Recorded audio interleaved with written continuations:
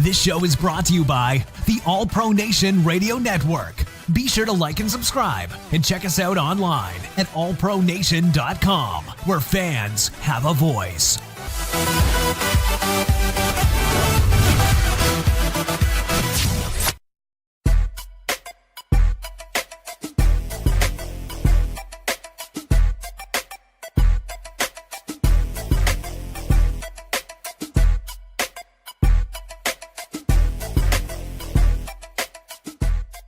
And what is up, everybody? You are tuned in to the All Pro Nation podcast live here on the All Pro Nation Radio Network. My name's Chris Smith, joined as always by my buddy Tanner Weber. Tanner, how you doing, man?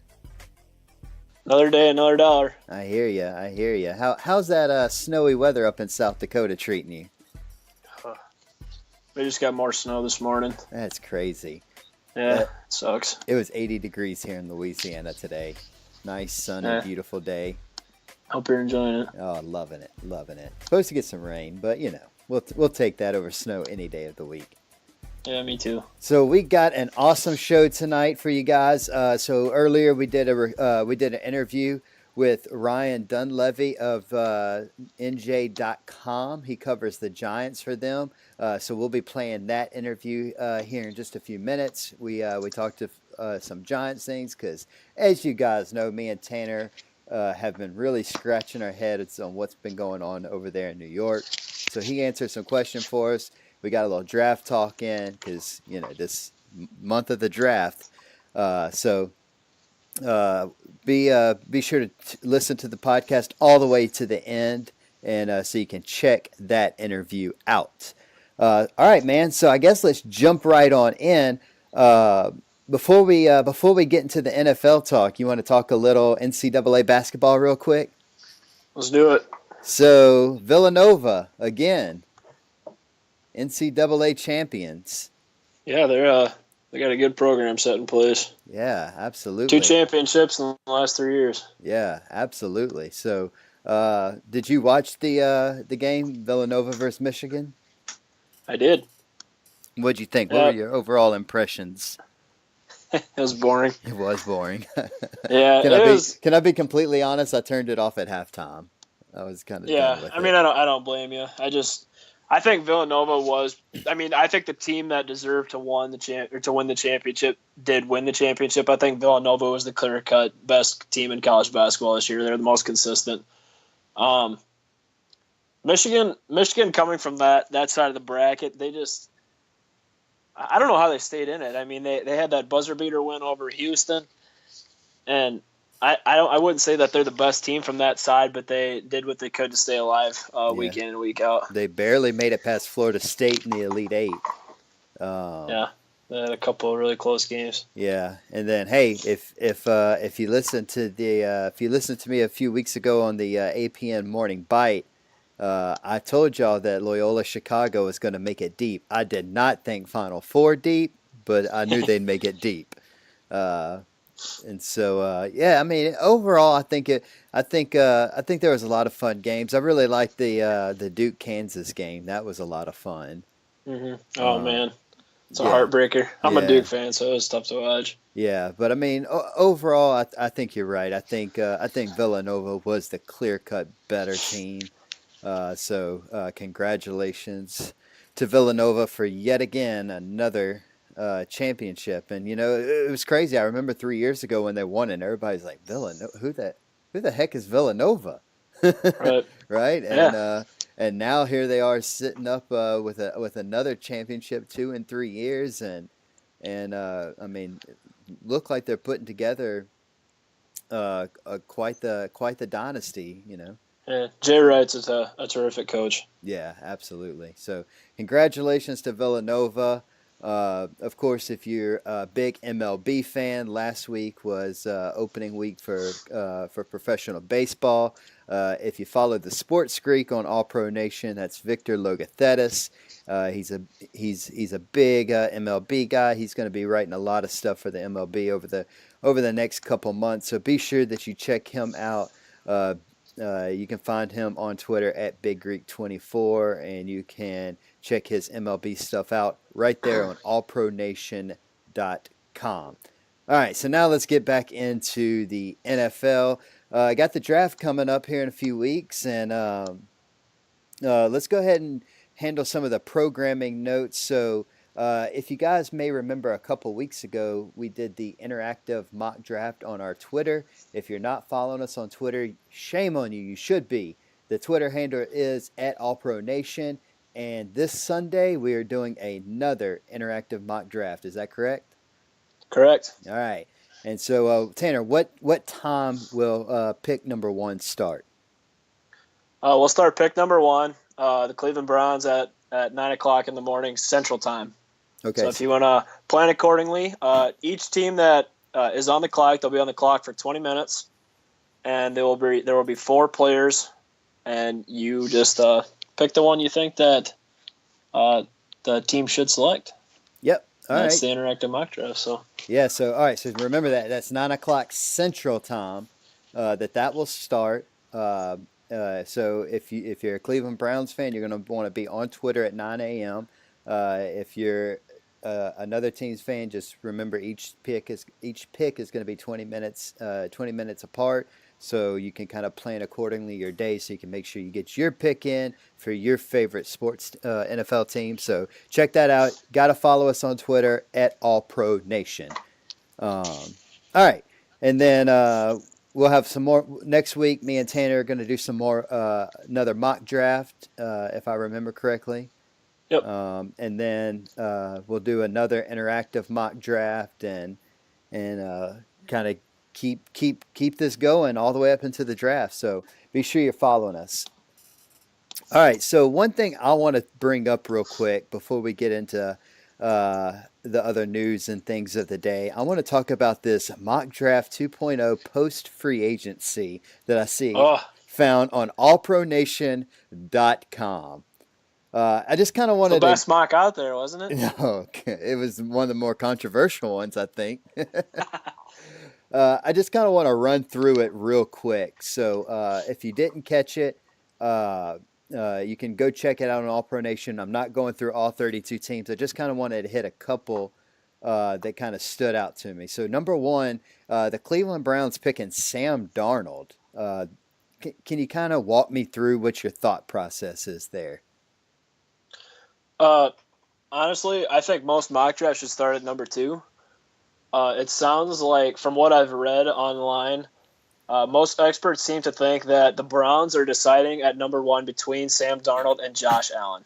Yeah, I think they need to go Josh Allen. But I mean, Josh Allen does have the highest ceiling of any QB in this class, but he's also, by far, he's just not pro ready yet, I don't think. And I just think Sam Darnold's the better player right now, and I think he's a safer pick. Yeah. If you don't have, I just don't know if I trust you, Jackson, after the last 2 seasons. I mean, Josh Allen absolutely has to go to a team that has a good QB guru there to develop him, because he should not be starting at least till his 3rd year, I think. Yeah.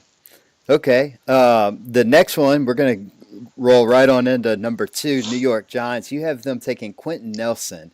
Now, we talked a little bit about this with Ryan, so we won't spoil what he thinks the Giants are doing at number 2. But you have a guard going pretty high in the draft. Kind of run through that one real quick.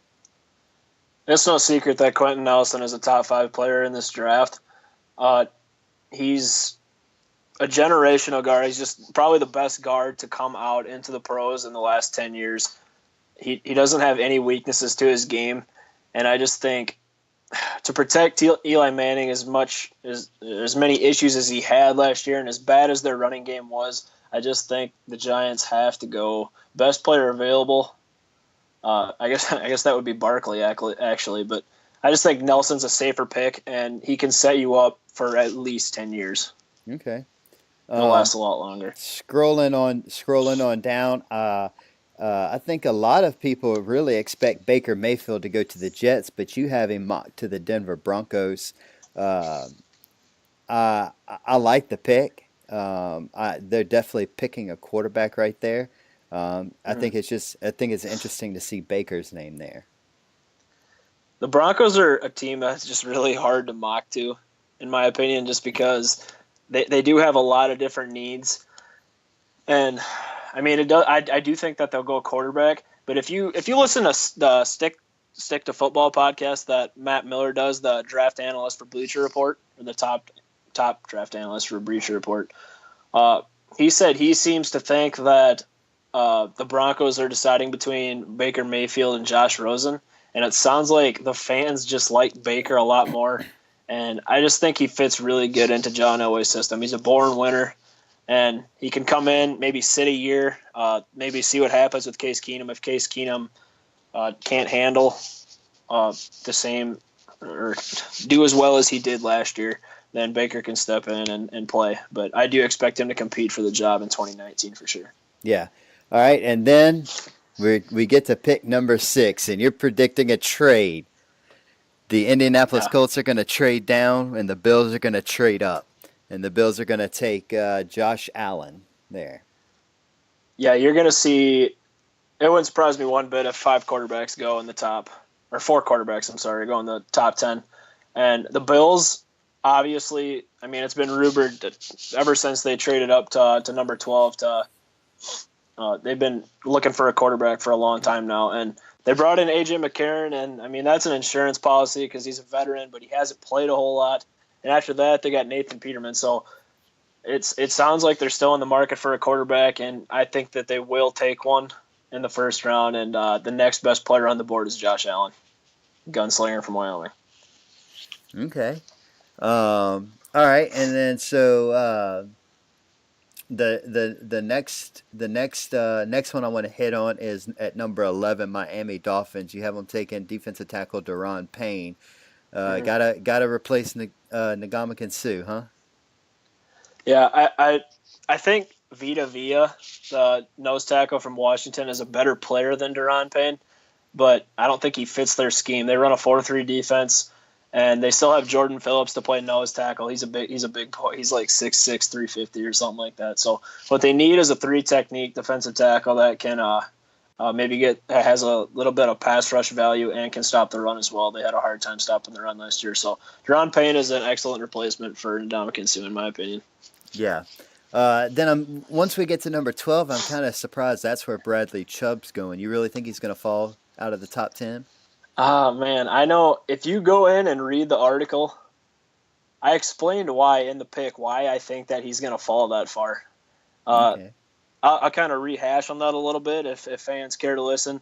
So the Colts traded out of 6 again. They dropped to 12 where the Bills were originally selecting.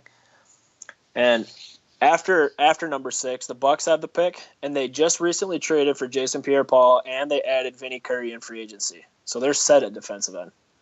The Bears already have pass rushers, and so a 3-4 scheme isn't necessarily the best fit for Chubb, in my opinion. And so you go to number 9, the 49ers added Solomon Thomas. He was a top 5 pick in last year's draft. And they have Eric Armstead, who was a top 5 pick in was it the year before that? Yeah. Regardless, they have 2 first-round picks at defensive end. So they don't have a need. The Raiders at 10 have All-Pro Khalil Mack on one side and Mario Edwards on the other side. So that's another team I don't really think has a pass rushing need. So we get to number 11 now, the Dolphins. They have Cameron Wake on one side, and they just traded for Robert Quinn from the Rams. So that's 2 pass rushers. So here we are at number 12. If Chubb isn't picked by number 6, I do think he could drop to number 12 if the Colts are there again. Yeah. Okay.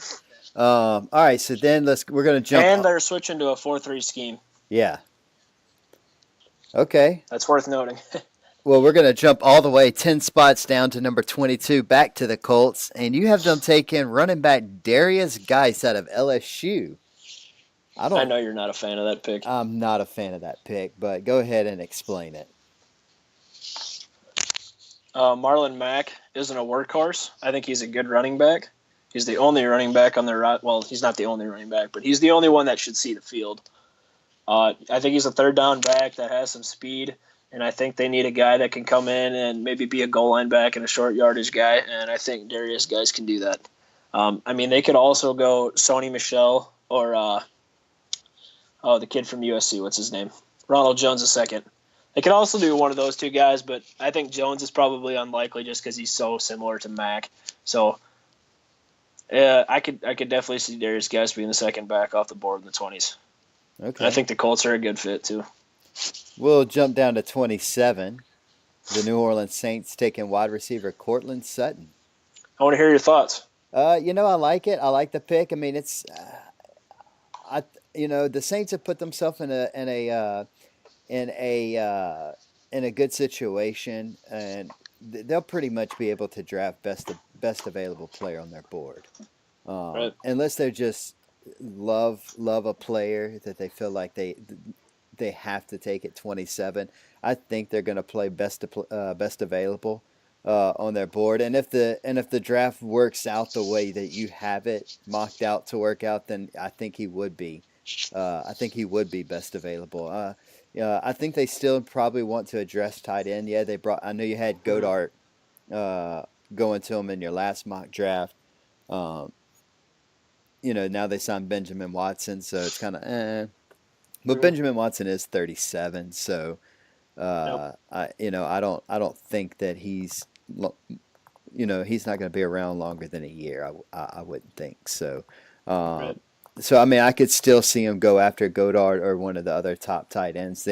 They have literally interviewed almost every tight end that's projected to go in the first 2 rounds. So that's going to be an interesting pick for sure. I'm glad that we brought up the Saints here because there is something I would like to bring up. Lamar Jackson's stock is rumored to be falling, or it's dropping a bit. Because of the his freaking agent Wonderlic score, huh? Well, after his pro day, I guess that some teams contacted his agent, and his agent was trying to get a hold of Jackson, and he couldn't get a hold of him. I don't know if he was ignoring his calls or what, but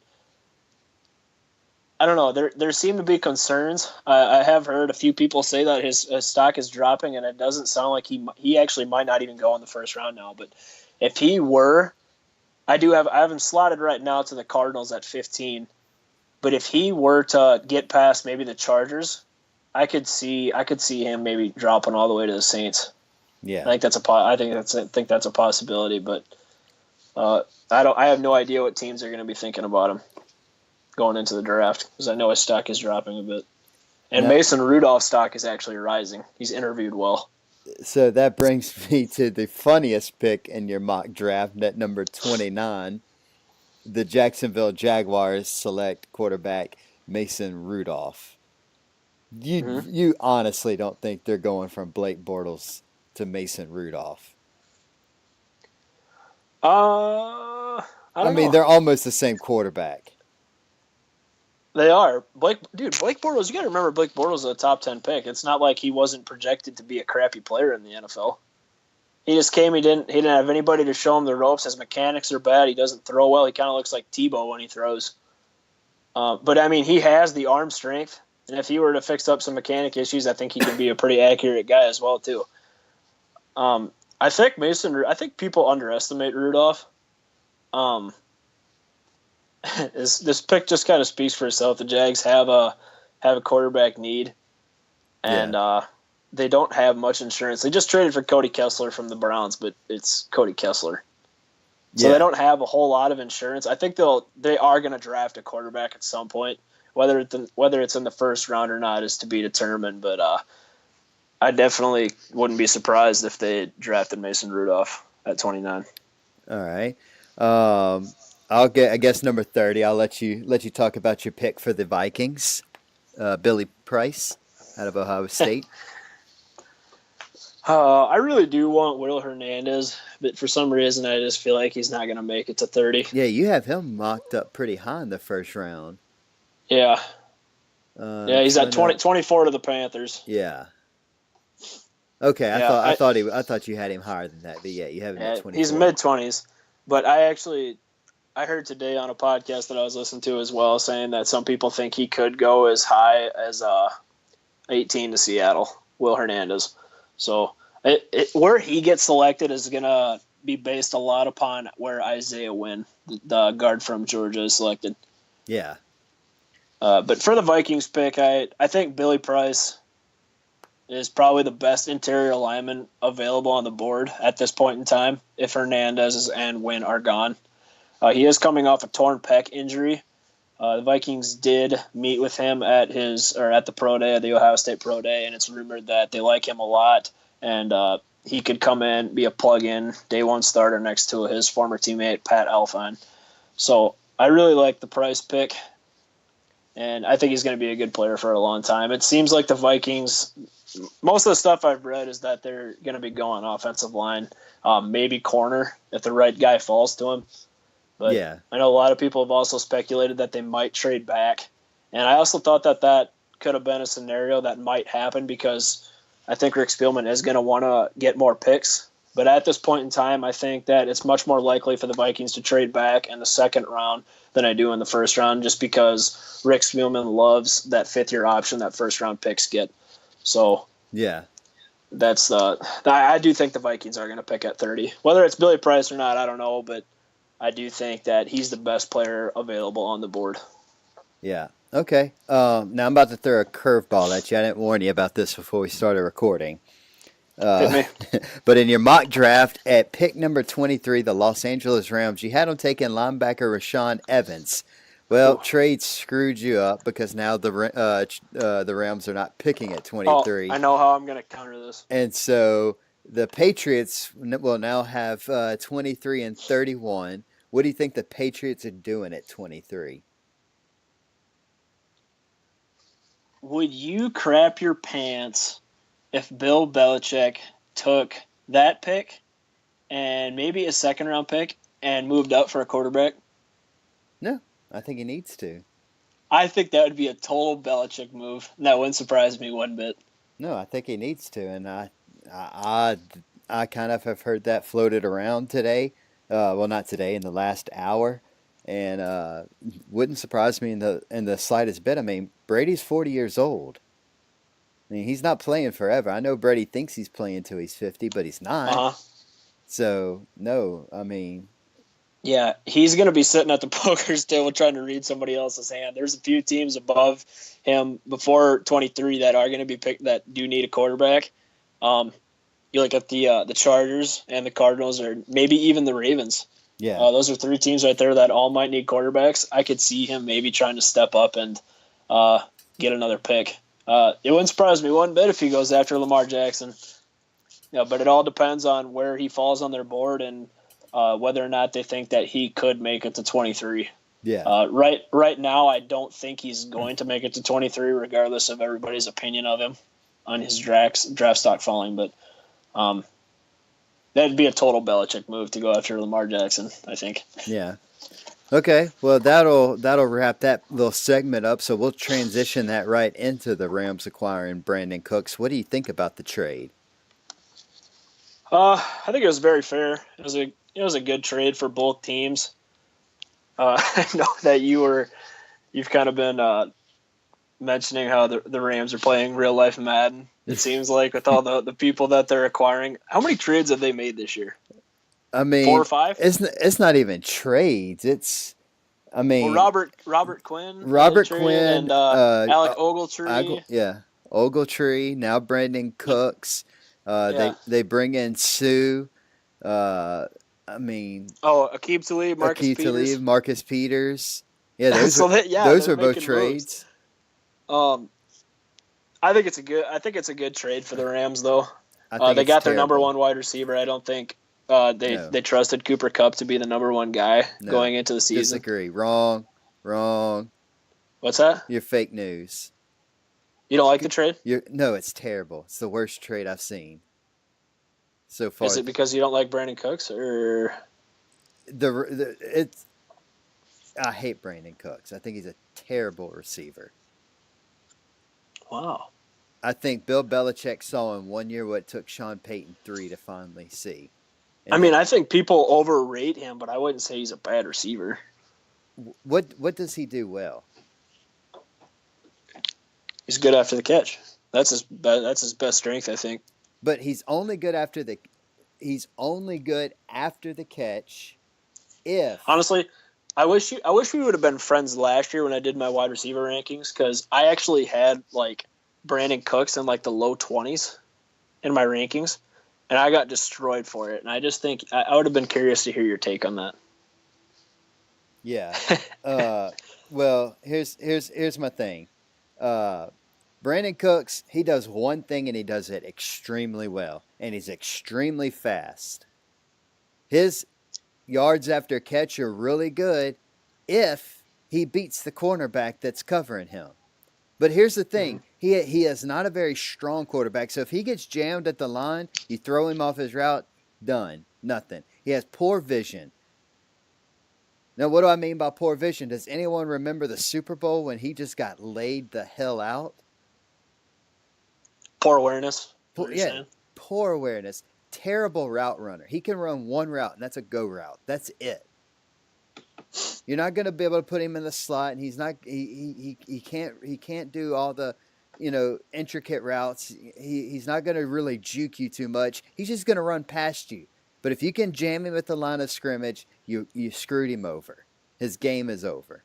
You might as well sit out the rest of the play. Basically, the way I look at it is they still get their number one receiver, and it's just a small step down from what Sammy Watkins was for the Rams this year. Yeah, I think I don't think he was worth a first-round pick. Yeah, they did give up a lot. This is the genius of Bill Belichick. So they did get a fourth-round pick too, though. Yeah, but so here's the genius of Bill Belichick. He basically rented Brandon Cooks for 1 year because he got exactly what he gave up for Brandon Cooks, but he also got the 23rd pick in the draft. Mm-hmm. So he came out on the winning end. You don't make trades with the Patriots because it's never in your favor. It's never in your favor. Now here's my other thing with the Rams, right? So the Rams got all this cap space. Yeah, they got $100 million in cap space next year. They've got to pay these people. Brandon Cooks is in the last year of a contract. You got to pay Aaron Donald yet this year too. Yeah, they got to pay Aaron Donald. Sue's only on a 1-year deal. If they want to bring him back, they're going to have to pay him again.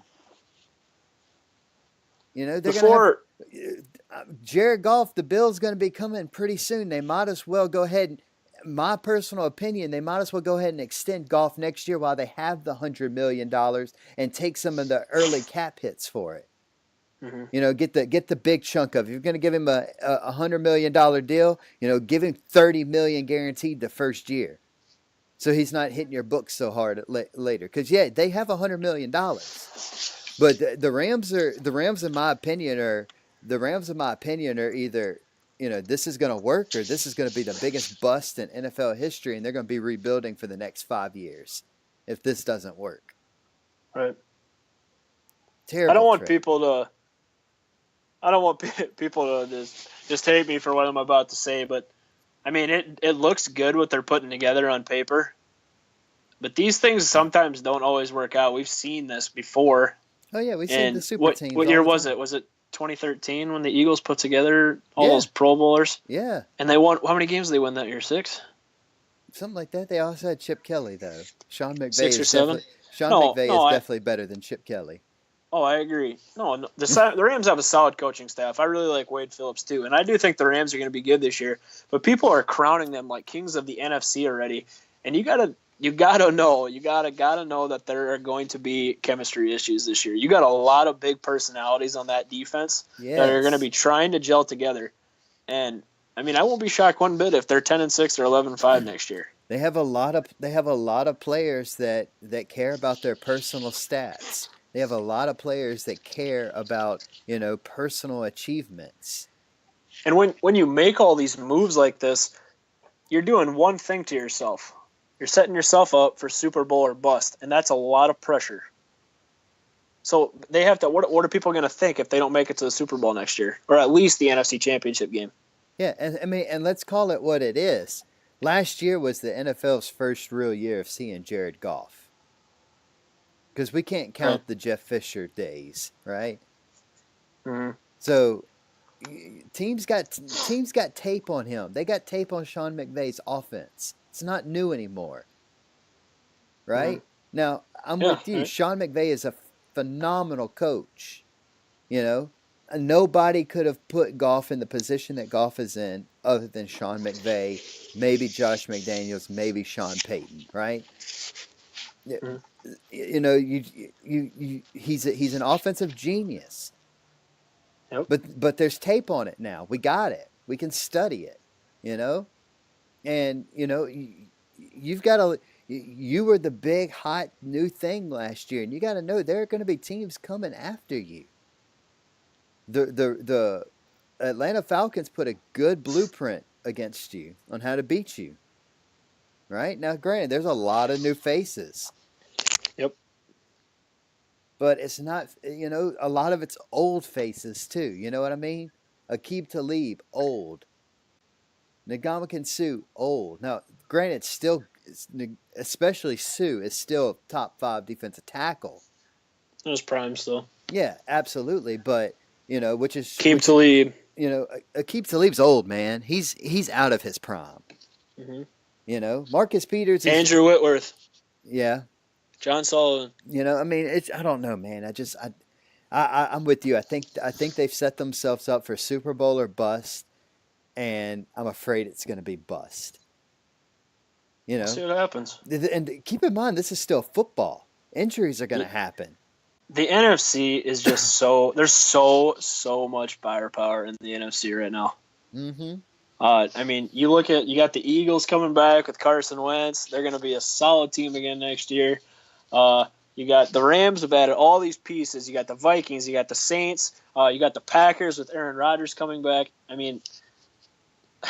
Super Bowl or bust is a broad term to use, but there's a lot of teams. I just named 5 or 6 teams right there that any of them could take the Lombardi next year. Yeah, absolutely, absolutely.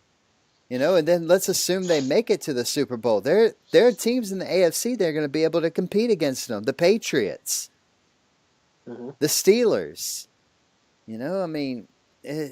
Jags. The Jags, yes, the Jags. Look in their own division, the San Francisco 49ers. Yeah. So, it's interesting. It's interesting.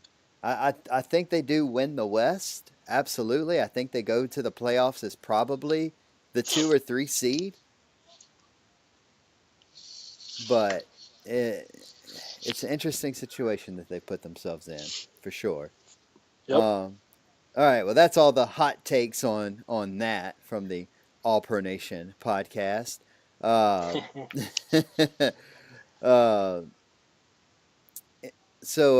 Anyway, let's get into something else. There have been rumors that have started floating around of maybe a Gronkowski trade. Yeah, so the first one came out today. Yeah, so what do you think about that? I think it's horse crap. I think Rob Gronkowski is going to play his entire career for one team, and that's the Patriots. I think he's going to play maybe 1 more year, maybe 2, and then he's going to call it quits and go into acting. Yeah, that's my opinion. You don't buy that he's going to go into the WWE?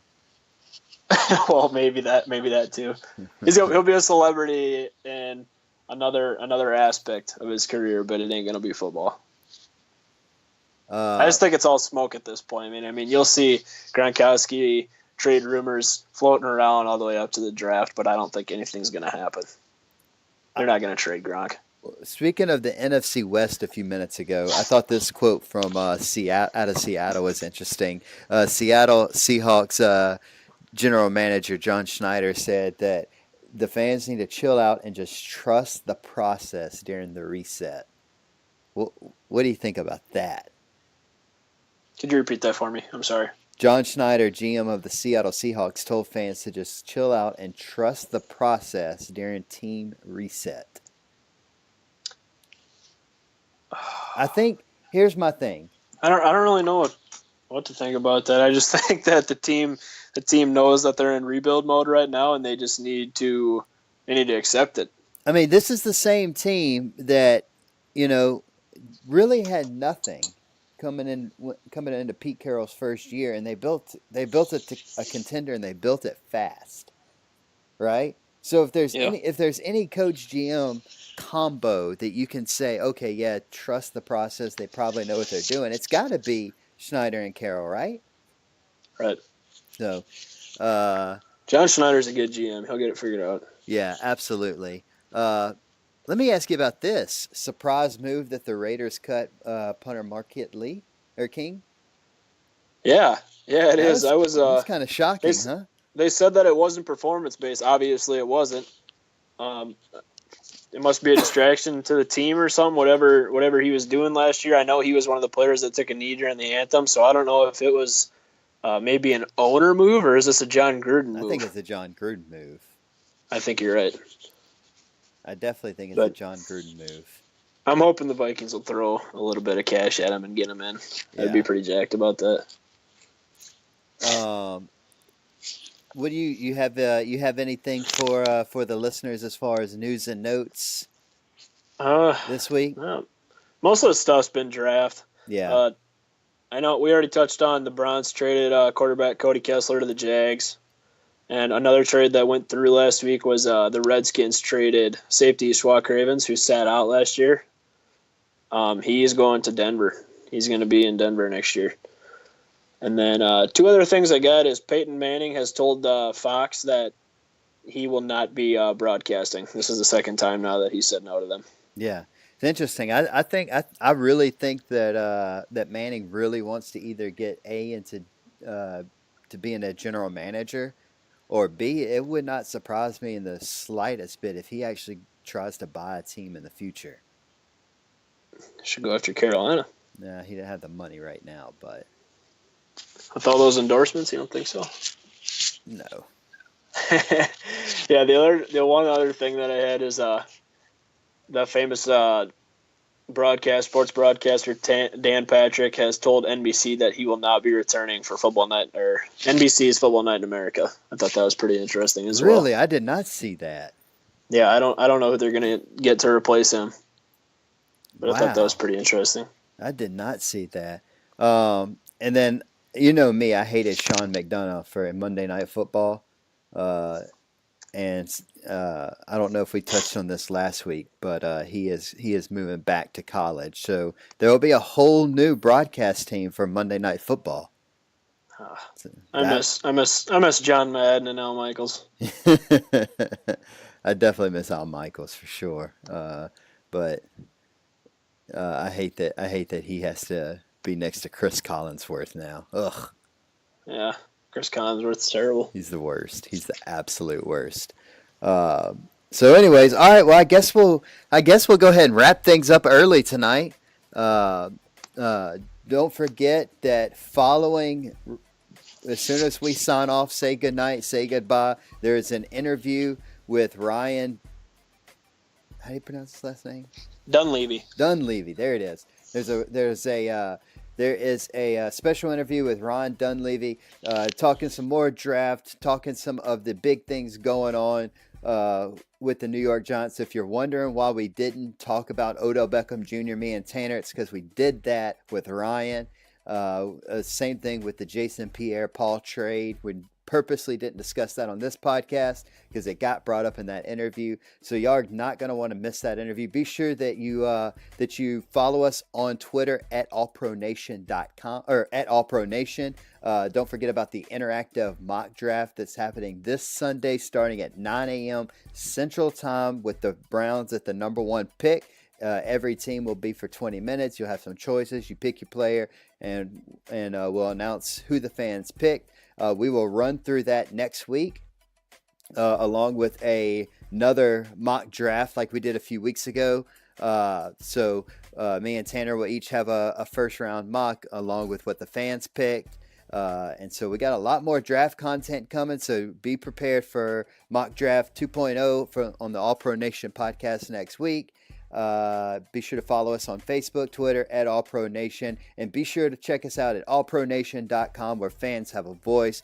Still looking for more contributors to the website. If you're interested in getting in to any type of sports writing, you don't have to be a professional. You just have to be a fan. Just go to allpronation.com, sign up. We'll get you an account set up, and you can post about your favorite NFL, MLB, NBA, WWE. It doesn't matter. Whatever sports you like, you can post it on allpronation.com. So I'm Chris. You can follow me on Twitter at 318 Chris Smith. He's Tanner. You can follow him at purple_post. And we are the All Pro Nation podcast live on the All Pro Nation Radio Network. Peace.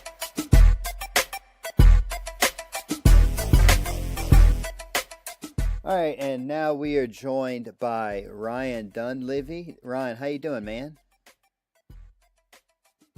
Good. Thanks for having me on. Hey, doing good. Why don't you go ahead and tell all our listeners where they can find you on the internet and Twitter and whatnot? Sure. NJ.com/Giants. Or my Twitter is @RY. First two letters are Ryan and my whole last name. So that's RYDUNLEAV like victory Y. Cool deal. So everybody, y'all go give Ron a follow. Go check his stuff out on NJ.com. He covers the Giants over there, and so we're going to ask him a couple things because, as you know, on the podcast, we've kind of questioned some things going on over in New York, and so I guess I first want to ask you, Ron. You're not the only ones. When they did the fire sale, they got rid of the GM, the coach, everybody on the podcast. My take was that Ben McAdoo pretty much took the bullet and was able to help the Giants transition away from Eli Manning. So you can imagine my surprise when they hire Pat Shurmur and he comes out and says, no, Eli Manning's going to be the quarterback. What's the sense in New York about that? So it's funny. Eli Manning, for the last couple of years, has kind of been a target of fans' ire, right? The Giants have underachieved since they won Super Bowl 46. Only been back to the playoffs once since then. And Eli Manning's gotten a lot of the blame. So if you were listening to the talk radio airwaves or reading social media, you would have thought the Giants fan was, ready to move on from Eli Manning. And then they tried to move on from Eli Manning and the fan base revolted. So it was kind of like a, hey, wait a second. I thought you didn't like this guy. Well, it turns out they love him still. So I think most of what the reaction was last year was because they didn't like the way it was done. I mean, for him to be benched for Geno Smith rather than for Davis Webb, when everybody knew Geno Smith was only going to be on the Giants for 1 year, that he wasn't the future, I think that was that's what compounded it, made it 10 times worse. I think McAdoo and Jerry Reese and the old regime, Mark Ross, the guy who was in charge of the draft, I think they all wanted to move away from Eli Manning, but I don't think the fans were ready, and I think ownership listens to the fans a lot with the Giants. I don't know if that's the case with every franchise in the NFL, but the fans have the Giants owner's ear. They always have. So when that happened, I think he said, I want a guy who's going to give me more Eli Manning, and Pat Shurmur said, I want to give you more Eli Manning. So that's why he's the coach. Yeah, absolutely. So I guess my biggest question now following that is the Giants are sitting at number 2 right now. I personally have a theory that they're actually going to probably trade that pick. What do you think the Giants are thinking at number 2? Do they go quarterback, or do they maybe take Barkley if the Browns take a quarterback? I think if you told the Giants that they would get Sam Darnold or Bradley Chubb or Quentin Nelson or Saquon Barkley and trade down, I think they would. So I wouldn't be surprised if they trade down, but I don't think the trade everybody keeps talking about with the Bills till 12, I don't see them trading down to 12. I think they got to give up a lot, yeah. Even no matter what they get in return, 2 first-round picks, whatever, I think they want to walk out of this draft with one of the 4 players I just mentioned, Barkley, Chubb, Nelson, or Darnold. If that means they have to stay at number 2 to get one of them, then I think they'll stay at number 2. Which one they get, I go back and forth on it. I mean, I think they love Quentin Nelson, but I think number 2 is high to pick a guard. I think they love Saquon Barkley. And what that'll really come down to is the 3 days before the NFL draft, the Giants will have their, their voluntary workouts or mini OTAs or whatever the NFL calls them these days. And we'll get like an 80% dose, I think, of like Davis Webb during those 3 days. And if he really impresses, I think the Giants will lean towards not picking a quarterback. And if he doesn't, I think they'll lean towards picking a quarterback. I think it'll really go. I truly believe, maybe it's naive, I truly believe it'll go down to the wire on whether they pick Barkley, Nelson, or a quarterback. Mm-hmm. Yeah, I think Nelson would be a terrific pick. I was expecting that the Giants were going to go after Andrew Norwell in free agency. I thought that he was going to be one of the top destinations for them. And so hypothetically speaking, if the Giants were to go Quentin Nelson or Saquon Barkley at number 2, do you think the team's okay? Are fans okay with Davis Webb as the backup to Eli Manning? I don't think the fans know anything about him. So I think they're okay with it if they're told to be okay with it. You know what I mean? If Shermer comes out those 3 days and gives you Davis Webb is really, such a pleasant surprise, and he was really the star of this mini camp, and Eli Manning has good things to say about him in those 3 days, then I think they're going to be okay with it until they see him on the field and they could judge him for themselves. Because for now, all it is speculation. I spent some time with Davis earlier this offseason. I was really impressed with him. I know the Giants behind the scenes say they're impressed with him. But again, until we actually see him read a defense, see him make decisions. It's great that he comes into the facility early. It's great that he wants to learn. It's great that he's eager. But until we see how he handles a blitz, we really don't know anything. Right.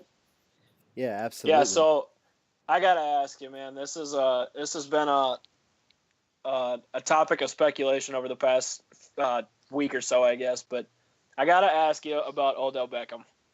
What's the sense in New York? What are fans thinking? I mean, are you guys just blowing this off? Nothing's gonna happen, because we know that Brandon Cooks was traded to the Rams today, so they're officially taking off the market. It looks like. So is there a possibility that maybe the Patriots make a move? They got 2 first-round picks now. Could they make a move for Beckham? I think the Giants would trade Odell Beckham if their socks were knocked off with an offer. I think if they got an offer they couldn't refuse, and they got an opportunity to get rid of the headaches that he causes them, I think they would do it. But they're not going to give him away. Not when I firmly believe you don't trade a player when value is at its lowest part. And with Odell Beckham coming off an injury, with the controversies from the video and the lawsuit that have popped up this month, and with his only being on a 1-year contract, his value is at its lowest. So to me, you don't trade him for, a 3rd-round pick and a 4th-round pick. That's just not what you do. Like the Dolphins got for Jarvis Landry. That's not what you do. So I don't right now think they'll be traded, and I think I'm even less certain that he'll be traded after the Rams got Brandon Cooks, but I certainly can't rule it out. What if the 49ers said that it felt like they had to counter that move in the NFC West, and they have the number 9 pick? Well, if they call the Giants and say, we'll give you 9 and, a first next year, or 9 and, I think they traded their 2nd for Garoppolo, but 9 and 2/3 or something like that. The Giants, I think, would probably have to listen to that. But truthfully, I don't think they'll trade him, but I think it was probably more of a send a message to him to stop causing them headaches. But the one thing I have to get clear, guys, and I say this every time I talk about Odell Beckham, this is the NFL, where the Giants had a kicker that they kept on their team for a couple weeks too long, who allegedly domestically abused his wife. The Jets have a wide receiver on their team who got arrested and said some of the most hateful things I've ever heard to the police officer who arrested him. Like, let's call it what it is. Odell Beckham we do not know that he has ever done anything illegal, that he has never been arrested that we know of. He has never been criminally charged that we know of. He does a lot of immature, dumb things on and off the field. But relatively speaking, he's not in a class where you have to get rid of him because he's, this huge off-field legal problem. That's just not the case. Yeah. Right.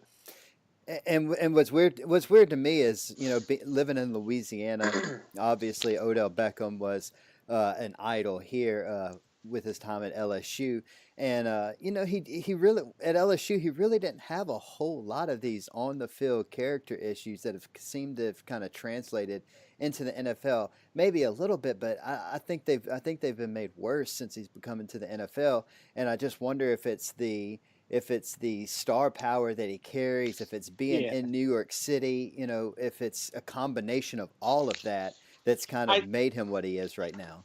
I think it's a couple of things. One, he's not just a sports star anymore. He's become a pop culture celebrity, right? When you're hanging out with Ronaldo or you're in LA at fancy parties, he's not just a sports star anymore. He's transcended into pop culture star.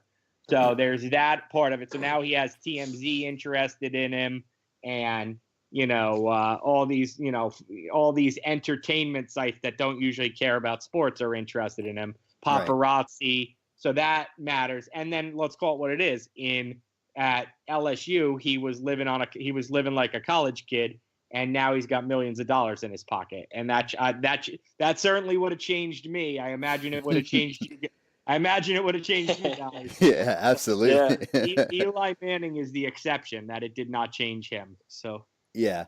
Yeah, man. So sticking with big name players, what is the fan reaction to the Jason Pierre-Paul trade to the Tampa Bay Buccaneers? it's kind of the one thing that doesn't fit the narrative, right? Like if you sit down and you say, what are the Giants doing this offseason? Well, it seems like they're playing to win now. They trade 2 draft picks for Alec Ogletree, the linebacker from the Rams. They stick with Eli Manning, a 37-year-old quarterback. They talk about drafting Saquon Barkley or Quentin Nelson, 2 guys who would come in and be instant starters. Everything says win now, except trading Jason Pierre-Paul. It's kind of the one outlier. To me, I think it was done to clear up cap space, not this year, but next year and the year after, because they're going to have to give contract extensions if they decide to keep them to Beckham and Landon Collins, 2 of their best players. So they needed the salary cap space in the future. And I also think they want to change the leadership. And I'm not saying Pierre-Paul was a bad leader. I'm just saying I think they want some fresh voices in that locker room. And he had been there for a long time. I think they want to kind of hand it over to Ogletree, make him the leader. Snacks Harrison is still there. I think they saw it as an opportunity to maybe flip a locker room that was a little cancerous last year. Yeah, correct me if I'm wrong on this. The Giants are switching to a 3-4 defense this year, correct? They are, and I don't. Yeah. The Cardinals had made a play for Pierre-Paul when he was a free agent with Betcher and Bruce Arians. So people thought, oh, of course he fits because the Cardinals went after him. I assume where you were going before I cut you off was, is he a fit for the 3-4? I don't know. The Cardinals wanted him a couple years ago. Maybe 2 years later they realized he's not the right fit. Yeah, that's kind of what I was thinking. He seems much better in a 4-3 defense as a rush end than a rush linebacker. And he might be a little repetitive with Olivier Vernon. They might be a little too similar. Maybe you can only have one of those in the 3-4. Yeah, right. Yeah. I guess the only other thing I really wanted to ask you about, it doesn't. I'm a Vikings fan, so I'm curious. Pat Shurmur is you guys' new head coach, and it just doesn't. With all the things that have happened so far, it just doesn't really seem like he's off to a great start, I guess. What's the thought? Are you guys pretty confident in Shurmur going into 2018? I mean, listen, I don't think you know anything. Like, the funny thing is, because I live in Jersey, and half of Jersey is North Jersey's Jets and Giants, and South Jersey's Eagles. And I know that 3 years ago, no one was confident in Doug Peterson when they hired him. It was kind of like a leftover hire. The funny story goes like this. The Eagles tried to interview Ben McAdoo, the Giants offensive coordinator, and the Giants acted quickly. They got scared that the Eagles were going to take Ben McAdoo, so they hired Ben McAdoo and forced the Eagles to hire Doug Peterson. Well, I guess the Eagles won that one. So my point being in that story is that you really don't know about somebody until the games are played, until you see how they coach them, until you see how they handle a locker room. I don't really have any read on Shurmur. I mean, look, he wasn't successful his first time as a head coach, but he had Colt McCoy and Brandon Whedon. Well, and we have a rule on this podcast. We don't judge anybody who coached the Browns. That's right. That's right. Yeah, Trent Richardson. I mean, he's got 10 players on the Giants who are better than probably anybody he had on those Browns teams except Joe Thomas. So, I mean, he's got, Vernon and Collins and Beckham and Manning and Snacks Harrison and for Janoris Jenkins. I mean, the Giants have talent. The Giants aren't a 3-13 team. So absolutely. Yeah. So we had that argument. I know during the season last year, I just kept pounding the table, saying that they're finally going to win games because I pegged them going 11-5 going into last season. I thought they were going to be the second team in that division, and it was just really disappointing because I know that they're much better than the team that was on the field last year, and we just thought that Ben McAdoo was just such a cancer in the locker room that the players couldn't function together. So I think Shurmur's come in and certainly tried to do everything he can to start with building it almost sounds like being around a college program, and I don't mean that as an insult. It's part of my background. I covered college football for the last 7 years, and but I mean that as a good thing. Like, there's so much right now being put on culture and locker room and wanting to win and all these things that you hear at the college level that you don't always hear at the NFL level. And I think that's Shurmur basically trying to eradicate last year from guys' minds. So was the fan base overly excited about Pat Shurmur? I wouldn't say they were overly excited. He's not the sexiest hire in the world, but I think they absolutely needed to hire a quarterback guy if they're going to develop Davis Webb, if they're going to pick Sam Darnold, if they're going to try to squeeze more out of Eli Manning. I think they had to have a quarterback guy. I don't think Matt Patricia would have been the right hire for the Giants. Yeah, I actually was hoping for Josh McDaniels to go to the Giants, and I was very let down that didn't happen. I think they might have dodged a bullet considering what he did to the Colts. Yeah, absolutely. Another question I have for you is the Giants' overall free agency. I think one of the biggest head scratchers to me is Dave Gettleman's first move was the Jonathan Stewart signing, a 31-year-old quarterback when their run game last year wasn't really that good, and so it just kind of leads me to believe like I feel like they got to be going after Barkley if that's all they got right now as far as running backs. I'm with you. I agree. I think that the fact that that's who they went after suggests to me that they'll go after Barkley. That's who I keep putting for them in all my mock drafts. And we all know how good mock drafts are. But right. But that's why you took the words out of my mouth. Because Stewart was their pick over Jerick McKinnon or somebody else maybe a little younger. That's why I keep thinking it's Barkley. But I'm not surprised they went after Stewart. As soon as he was released, they said he'll be a target for the Giants. And some fans were like, no, exactly what you just said, which is no, he's old, he's got nothing left, etc.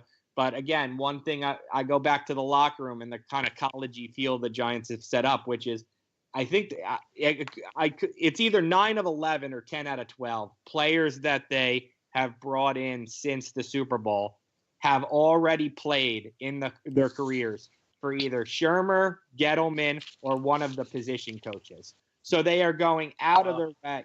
They're going out of their way to sign guys who have familiarity with the coaches, who they know their temperament, they know their personality, they know they're good guys.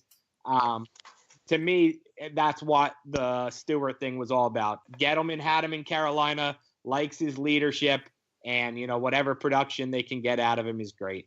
Yeah, and one last question before we let you go. So the NFC East last year, obviously Eagles, Cowboys, Redskins, Giants. Going into next year, do you think that's still the Eagles' division? I think the Eagles are a dynasty waiting to happen. And when I say that, I don't necessarily mean a Patriots-like dynasty. But I think the Eagles could be, in 3 of the next 5 Super Bowls. And whether they win them or not, I don't know. But I think they could be the dominant team in the NFC for the next 5 years. The new Seahawks. Yes, that's a great. Thank you. That's a great comparison. I think the Seahawks only won one Super Bowl, but they were the best team in the NFL for 5 years. Yeah, Best absolutely. best team in the NFC for a 5-year period. So that's what I think the Eagles are probably looking at. And the Giants, Redskins, and Cowboys. I think the NFC history of the NFC East is there is no like you could throw those three teams in a bag and pull out a different order every year. So could the Giants come in second next year? Absolutely. Could they come in last again? Absolutely. Yeah, absolutely. Tanner, you have any other questions? I think he covered everything I wanted him to cover. So Cool. before we let you sign off there, just want you to let all the fans know where they can find your work again one more time. Yeah, thanks, guys. NJ.com/Giants. It's the Star Ledger newspaper, and I'm on Twitter at RYDUNLEAV, like victory Y. Cool. We appreciate you, Ron. Thanks, man, for taking the time to be with us tonight. Anytime you guys want. Thanks for having me on. Yeah, Thanks, absolutely. Ron. Take care.